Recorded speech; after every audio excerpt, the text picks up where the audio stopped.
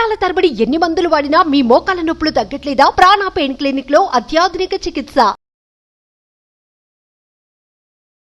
అమ్మా నమస్తే.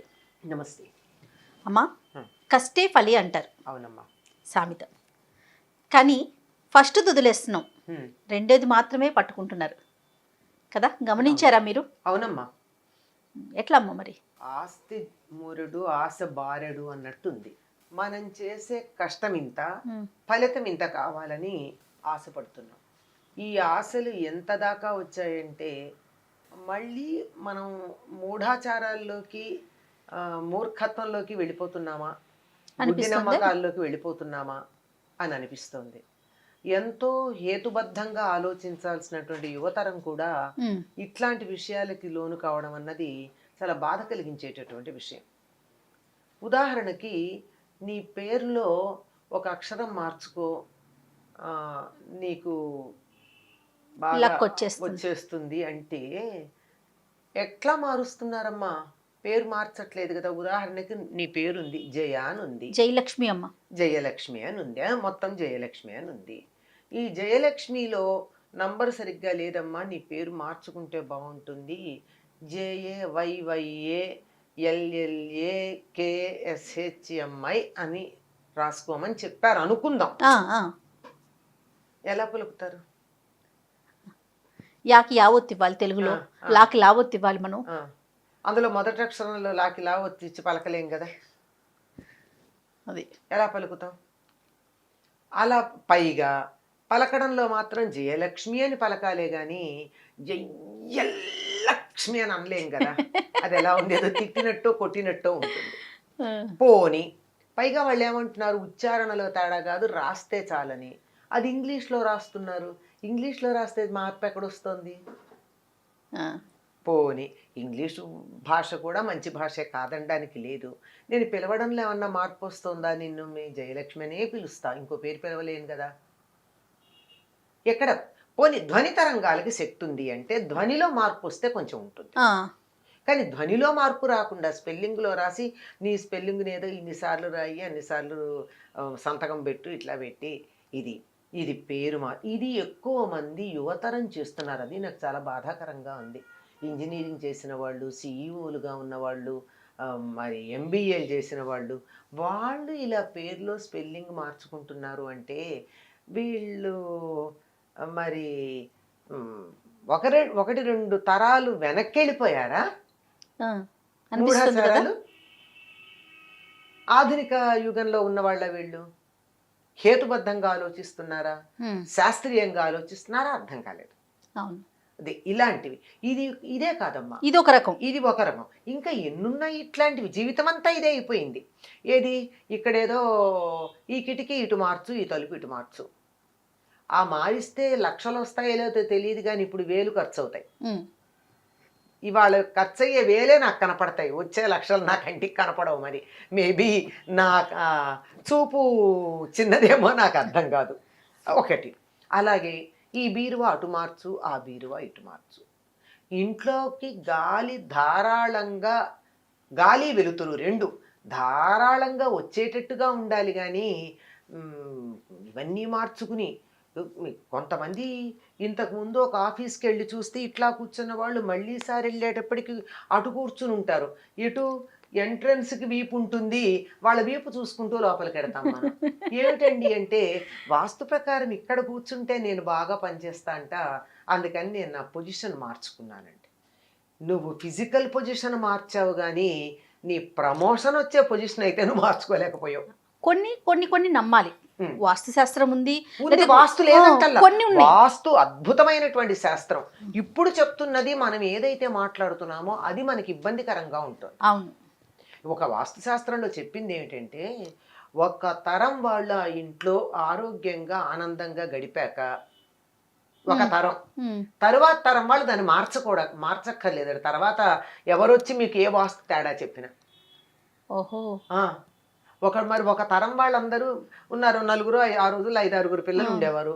అందరూ ఏదో పెద్ద పెద్ద IAS ఆఫీసర్లు కాకపోయి ఉండొచ్చు, సుఖంగా పెళ్లిళ్ళు చేసుకున్నారు, పిల్లల్ని కన్నారు, ఆనందంగా ఉన్నారు, అయిపోయింది. ఆ కొడుక్కి ఏదో ఇల్లు ఇచ్చారు, వాస్తు ప్రకారం ఇది బాగా లేదని మార్చుకుంటే అవసరం లేదు. అక్కర్లేదు అని చెప్తుంది శాస్త్రం.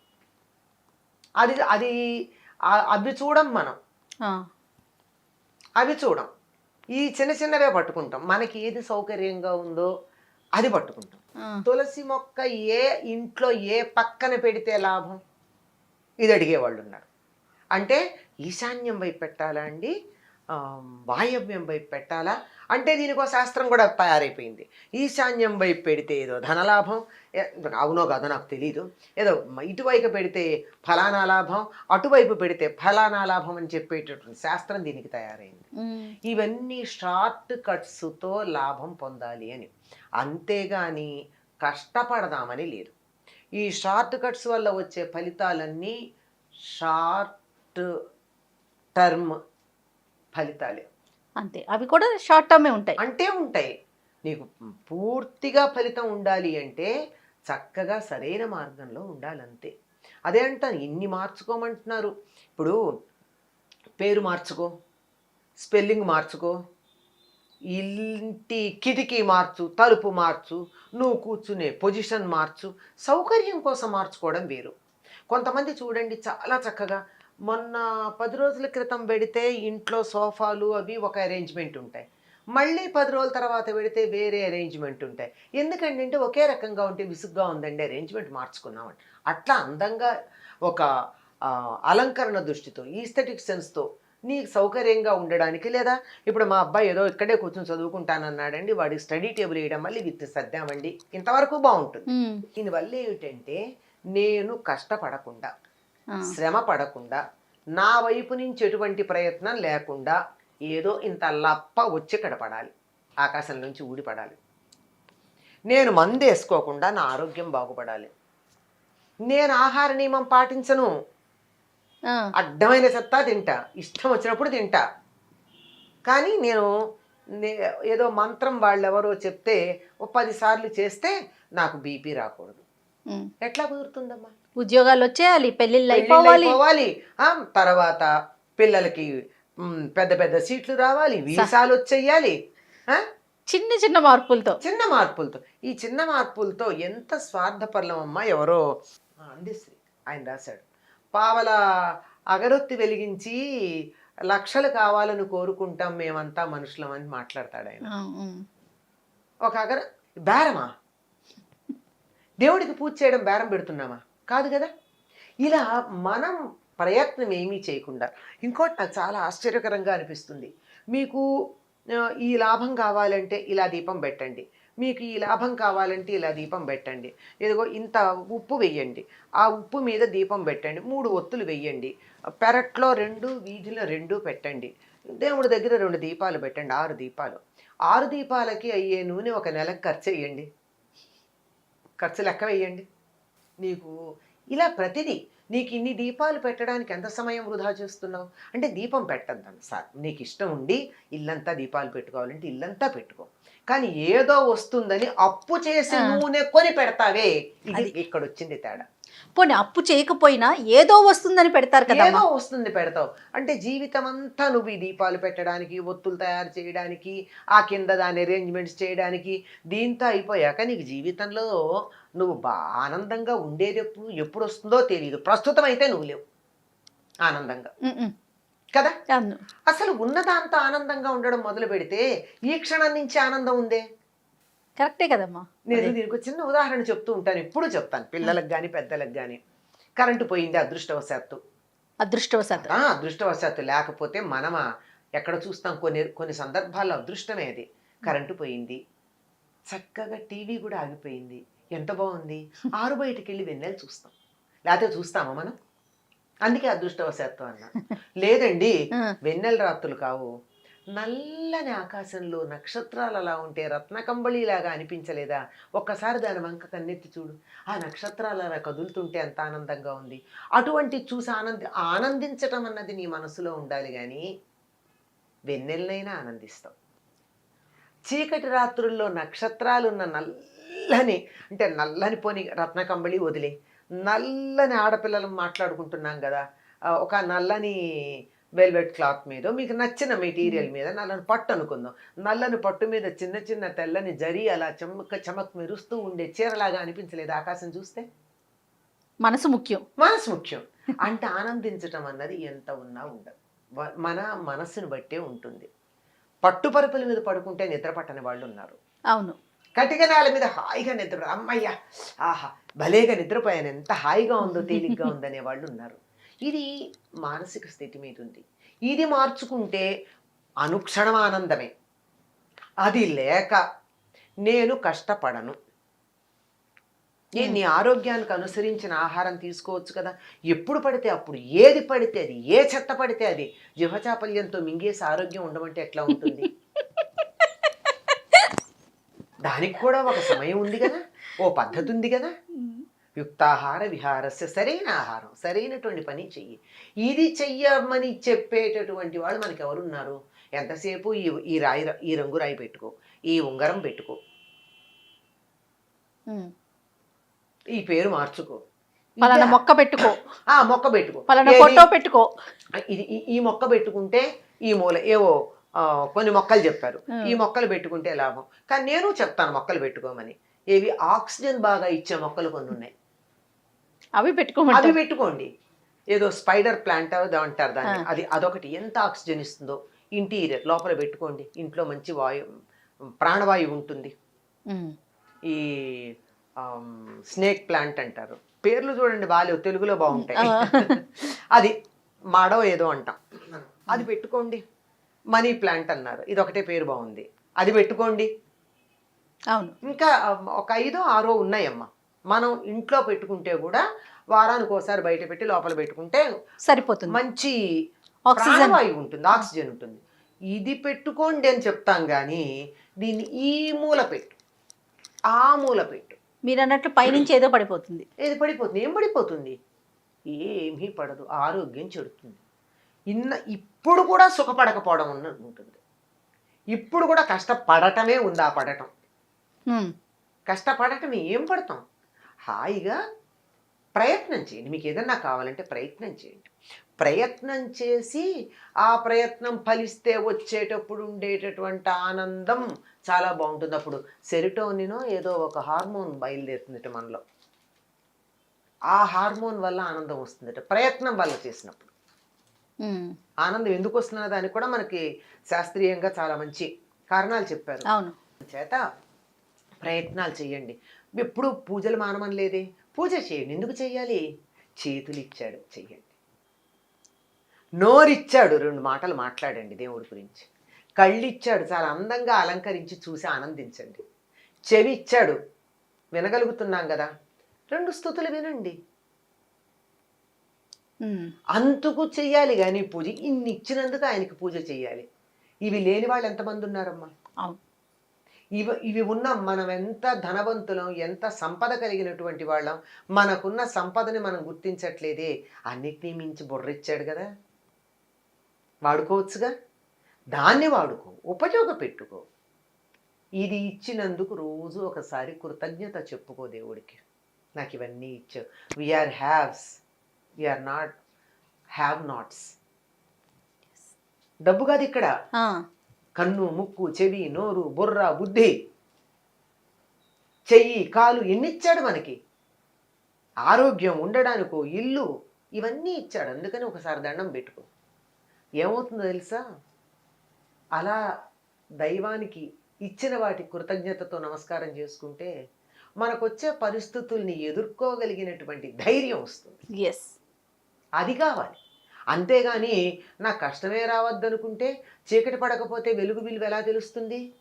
పురిటి నొప్పులు పడకపోతే బిడ్డ నవ్వు చూసే అదృష్టం ఎక్కడుంటుంది? అంతే కదమ్మా కదా. ఆ పురిటి నొప్పులు పడాలి, తప్పదు. కాకపోతే ప్రాణాంతకంగా కాకుండా ఉండడానికి భగవంతుడు అనుగ్రహం. అంతే అంతే. అంతేగాని షార్ట్ కట్స్లోన ఇవన్నీ మనం కావాలనుకునేది. మీరు అన్నట్లుగా యువత కూడా బాగా, యువతే ఎక్కువ మూర్ఖులుగా తయారయ్యారు. నేను బాధపడుతున్నది అక్కడే. ఇప్పుడు నా తరం వాళ్ళు ఏదన్నా ఉంటే పోనీ ఎప్పటి వాళ్ళు అని అనుకుంటాం, ఇంకా మేమే కొంత ఆధునికంగా మాట్లాడుతున్నాం ఈనాటి యువతరం కన్నా. ఎట్లమ్మా మరి మార్పు తీసుకురావాలంటే? మార్పు తీసుకురావాలంటే వాస్తవం చెప్పాలమ్మా వాళ్ళకి, వాస్తవం తెలియాలి. తెలియాలి. చెప్పేవాళ్ళు లేరు. ఈ మత్తులో ముంచేసే వాళ్ళు ఎక్కువైపోయారు. డ్రగ్స్ కన్నా ఎక్కువ మత్తుగా అయిపోయింది ఇలాంటి మాటలు.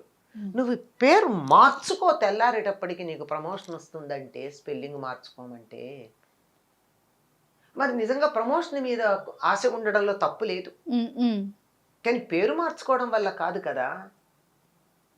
నువ్వు కష్టపడి పని చేయడం వల్ల అన్న సంగతి చెప్పాలి వాళ్ళకి. ఆ పని చేసే తత్వాన్ని నేర్పించాలి. అసలు వర్క్ కల్చర్ అనేది నేర్పించాలి. కృషి అన్నది నేర్పించాలి. కృషితో నాస్తి దుర్భిక్షం అన్నారు. కృషి అన్నటువంటి మాటకి మనము ప్రయత్నం చేయడం అంటాం. సంస్కృతంలో కృషి అన్న మాటకి వ్యవసాయం అని అర్థం, అగ్రికల్చర్. చెయ్యండి, ప్రయత్నం చేయండి. ప్రయత్నం చేస్తే వచ్చింది ఇంత ఫలితమైన ఆనందంగా ఉంటుంది. పరమానందంగా ఉంటుంది. పిల్లలు బాగా ఖర్చు పెట్టే పిల్లలకి నేర్పాల్సింది ఏమిటో తెలుసా? ₹1 సంపాదించడం నేర్పండి. వాళ్ళు దుబారా ఖర్చు మానేస్తారు తెలుసా? అవునమ్మా. ₹1 ఖర్చు ఏదంటే ₹1 ఖర్చు పెట్టమంటే అది మానరు. అది తను సంపాదించింది, అది ఖర్చు పెట్టరు గనక దాన్ని అలా చూపిస్తున్నంత కాలం వాళ్ళు జాగ్రత్తగా ఉంటారు. ఈ షార్ట్ కట్స్, ఈ షార్ట్ మెథడ్స్ ఏవైతే ఉన్నాయో వీటి నుండి, ఈ మత్తులో నుండి యువతరాన్ని పక్కకు తీయాలమ్మా. ఈ ఇంట్లో ఉన్న పరిస్థితులు వాస్తు మార్చుకోవడం, అక్షరాలు మార్చుకోవడం, రకరకాలైనటువంటి మంత్రాలు చేయడం, తంత్రాలు చేయడం, తాయెత్తులు కట్టుకోవడం, వీటన్నింటికి ఖర్చు పెట్టేటటువంటి సమయం పనిచేయడానికి ఖర్చు పెడితే సరిపోతుంది కదా. అంతే, ఫలితం కొంచెం లేట్ అవ్వచ్చు. మా నాన్నగారు అంటూ ఉండేవారు, మా చిన్నతనంలో కాపీలు రాయడం అనేది బాగా అలవాటు ఉండేది పిల్లలు. ఇప్పుడు పాపం పిల్లలకి అంత ఓపిక కూడా లేదమ్మా. నేను రాయించుతాను మా పాపతో ఇప్పటికి. అది కాదు, పరీక్షల్లో కాపీ రాయడం. ఆ పరీక్షల్లో కాపీ రాయడం అన్నది ఇంత కాగితం మీద చాలా జాగ్రత్తగా కష్టపడి క్వశ్చన్ అంతా రాసేవారు, ఆన్సర్ అంతా రాసేవారు. మా నాన్నగారు అనేవారు, ఒరేయ్ ఇది రాయడానికి ఎంత శ్రమ పడ్డావో ఆ శ్రమ చదవడానికి పెడితే వచ్చేసేది కదరా నీకు అని. కదా, అవును. ఇంత కష్టపడితే ఏమొస్తుంది? భయం, టీచర్ చూస్తారేమో. ఇది దీనికి రామకృష్ణ పరమహంస జీవితంలో ఒక చిన్న కథ కూడా చెప్తారు. ఒక ఆయన, నేను చాలా కష్టపడ్డాను, ఏదో యోగ సాధన చేశాను, అది ఇది అంటాడు. ఏమిటంటే నేను నీళ్లల్లో తేల్తాను అన్నాడు. ఎన్ని సంవత్సరాలు అంటే ఏదో చాలా సంవత్సరాలు చెప్తాడు. ఈయన చూస్తూ ఉండగా అలా నీళ్ల మీద తేలి ఇటు నుంచడు, గంగ నుంచాడు, ఒడ్డుని ఇటు నుంచట్టు వెళ్ళాడు. పరమహంస కాదు, అవతల యోగ సాధన చేసి రామకృష్ణ పరమహంస పావలా ఇచ్చి గంగ దాటాడు. దాటి అన్నాడు, నేను పావలాతో చేసినటువంటి పనికి నువ్వు ఇన్నేళ్ళు యోగ సాధన వృధా చేసావన్నాడు. చూడండి ఎంత తేలిగ్గా చెప్పాడు. అవును. ఇవ్వెందుకండి, ఇవ్వా అసలైంది భగవంతుణ్ణి కోరుకోవాల్సింది వేరే ఉంది. లౌకిక జీవితంలో అయినా మనం కోరుకోవాల్సింది ఏంటి అంటే, నాకు ఎటువంటి పరిస్థితులు వచ్చినా ధైర్యంగా ఎదుర్కొని అన్నింట్లో విజయం పొందేటటువంటి శక్తిని నాకు ఇవ్వవలసిందే అని ప్రార్థించాలి తప్ప నాకు సమస్య రావద్దంటే ఎట్లా? సమస్య రాక అసలు అప్పుడు రుచి ఎలా తెలుస్తుంది? తెలియదు కదా. ఆకలేస్తే కదమ్మా అన్నం రుచి తెలుస్తుంది. అదే ఖచ్చితంగా అమ్మా, ఖచ్చితంగా యువతకి తప్పనిసరిగా తెలియచేయాల్సిన విషయాలు కల్చర్ అన్నది నేర్పాలి. ఖచ్చితంగా ఈజీ మనీ, అనాస్క్డ్ మనీ, అన్నీ కూడా గ్రాంటింగ్ వితౌట్ ఆస్కింగ్ అన్నది ఉంది. మనుషుల్ని శారీరకంగా మానసికంగా సోమరులను చేసి నశింప చేస్తుంది. అది స్ట్రగుల్ ఫర్ ఎగ్జిస్టెన్స్ ఉండాలి, అది లేకపోయాక. అందువల్ల ఇవన్నీ మత్తులో ముంచేసి నాశనం చేసేస్తున్నాయి. ఇవి లేవు అనటం లేదు, వాటి వల్ల ప్రయోజనం లేదని చెప్పటల్లా, ఉన్నాయి. కానీ ఇలా కాదు, వాడే పద్ధతిలో వాడాలి. రైట్ అమ్మా, నమస్తే. నమస్తే అమ్మ. సుమన్ టీవీలో మీ పర్సనల్ అండ్ బిజినెస్ ప్రమోషన్స్ కోసం కింది నెంబర్కి కాంటాక్ట్ చేయండి.